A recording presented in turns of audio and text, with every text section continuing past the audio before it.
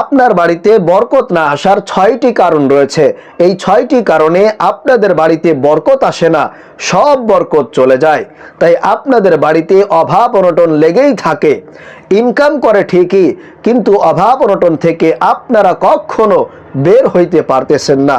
বালা মুসিবত বিপদ আপদ একের পর এক লেগেই থাকে, কখনো আপনি শান্তিতে থাকতে পারেন না। তাই আসুন প্রিয় ভাইয়েরা মা বোনেরা, আজকে আমরা এই 6টি কারণ সম্পর্কে জেনে নেই, যেগুলোর কারণে আপনাদের বাড়িতে দারিদ্রতা এসে বাসা বেঁধে আছে। 1 নাম্বার কারণ হলো কথায় কথায় মিথ্যা কসম করা। মানুষ এখন এমন বেহায়া হয়ে গিয়েছে, কথায় কথায় মিথ্যা কসম করে।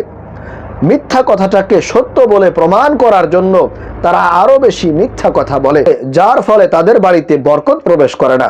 আমরা অনেকেই জানি না যে মিথ্যা এবং দারিদ্রতা একটা আরেকটার সঙ্গে ওতপ্রোতভাবে জড়িত।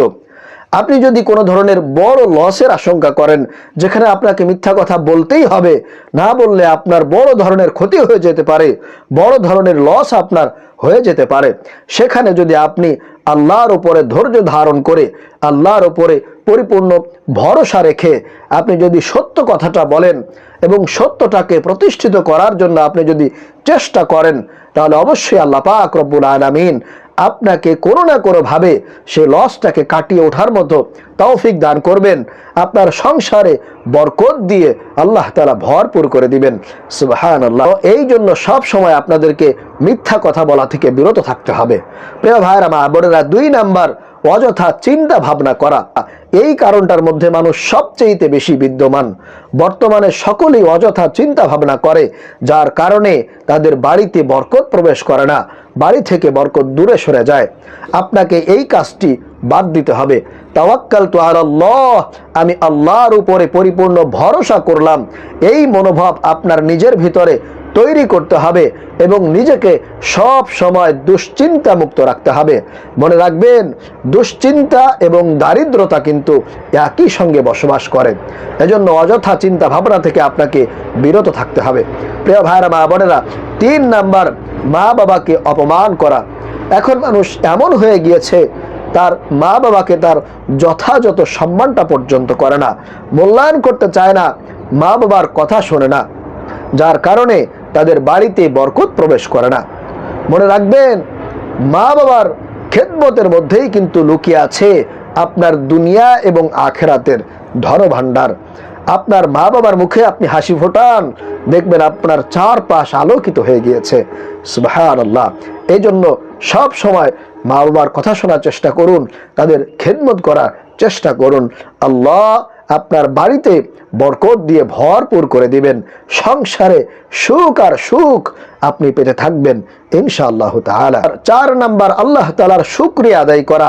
নিজের কাছে অনেক ধন সম্পদ আছে, টাকা পয়সা আছে, ক্ষমতা আছে, এত কিছু থাকা সত্ত্বেও আল্লাহ তাআলার শুকরিয়া আদায় না করা, এটা যেন কিছু মানুষের অভ্যাসে পরিণত হয়ে গিয়েছে। রাসূল করিম সাল্লাল্লাহু আলাইহি ওয়াসাল্লাম তাদের সম্পর্কে বলেছেন, আদম সন্তানের পেট এমন, তাকে যদি 1 পৃথিবীর ধন সম্পদ দেওয়া হয়, তারপরে যদি তাকে জিজ্ঞেস করা হয় তোমার কি আরো কিছু লাগবে, তুমি কি আরো কিছু পেতে চাও, তখন সে বলে, আয় আল্লাহ, আর কিছু কি দেওয়ার মতো বাকি আছে? নাউযুবিল্লাহ। মনে রেখো, আদম সন্তানের পেট একমাত্র মাটি দ্বারাই ভর্তি হবে। এজন্য প্রিয় ভাইরা মা বোনেরা, আসুন আপনার নিজের মধ্যে আল্লাহ তাআলা শুকরিয়া আদায় করার মতো মনোভাব সৃষ্টি করুন। ইনশাআল্লাহ দেখবেন আপনার বাড়িতে বরকত ফিরে আসছে, সব কিছুতে আপনি বরকত দেখতে পারবেন। 5 নাম্বার, দাঁত দিয়ে নখ কাটা।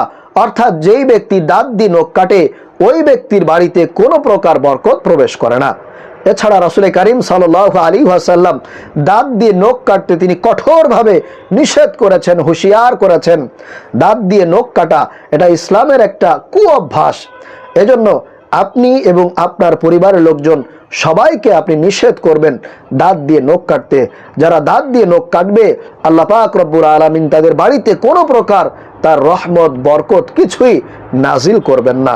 এজন্য সাবধান থাকবেন ইনশাআল্লাহ। 6 নাম্বার এবং সর্বশেষ যেটা, সেটা হলো হিংসা করা। হিংসা করবেন না। কারো ধন সম্পদ দেখে, টাকা পয়সা দেখে, তার ক্ষমতা দেখে আপনি কখনো হিংসা করবেন না। এবং আরেকটা বিষয় হলো, আপনি কখনো কৃপণতা করবেন না। আপনার হাজার হাজার কোটি টাকার সম্পদ আছে, কিন্তু আপনি একজন কৃপণ ব্যক্তি, তাহলে আপনি কোনোদিন নিজের জন্য না কিছু খরচ করবেন বা কাউকে আপনি তার মঙ্গলের জন্য কিংবা তার উপকার করার জন্য কিছু দান করবেন। এজন্য কৃপণ ব্যক্তিকে আল্লাহ পাক রব্বুল আলামিন কখনো পছন্দ করেন না, ভালোবাসেন না। কৃপণ ব্যক্তি সে কোনোদিন জান্নাতেও যেতে পারবে না। এজন্য প্রিয় ভাইরা, মা বোনেরা, সাবধান। জীবনে আপনি কখনো কাউকে হিংসা করবেন না এবং কৃপণ হবেন না। আপনার সামর্থ্য মতো, আপনার যতটুকু সাধ্য আছে, আপনি সেই পরিমাণ নিজের জন্য ব্যয় করবেন এবং অন্য মানুষকে আপনি দান খয়রাত করবেন, সহযোগিতা করবেন।